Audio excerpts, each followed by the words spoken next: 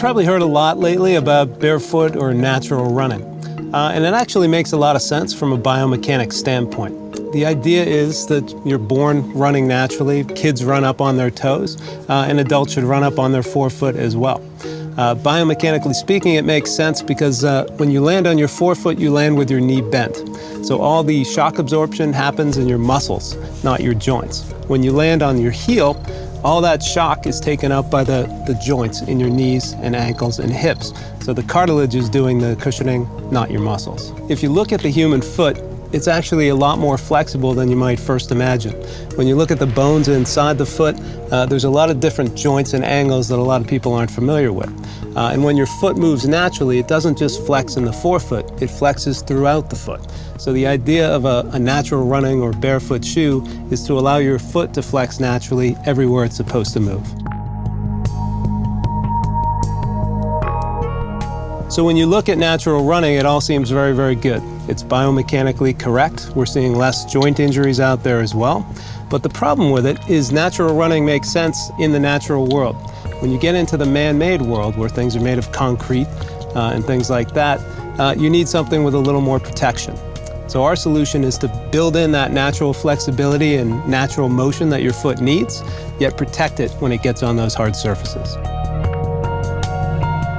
So our solution's a little different. We want to keep everything that's great about barefoot running. When you land on that forefoot, it's biomechanically more efficient, and you see lower injury rates in joints. But we want to take that and improve it, namely by adding protection. There's two problems with barefoot running. One is landing on the forefoot on hard man-made surfaces, such as concrete, tends to induce stress fractures. We want to protect that. So we're taking your foot and raising it up off the ground and protecting it throughout the foot with 76 sensors, each designed to serve a specific purpose under your foot. Back in the heel, the sensors are joined together. That's going to give you heel impact.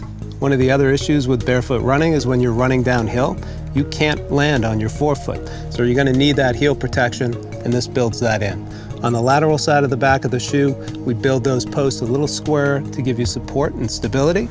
Up in the forefoot, we link those pods together. These 9 pods right here are what's giving you that impact protection up in the forefoot.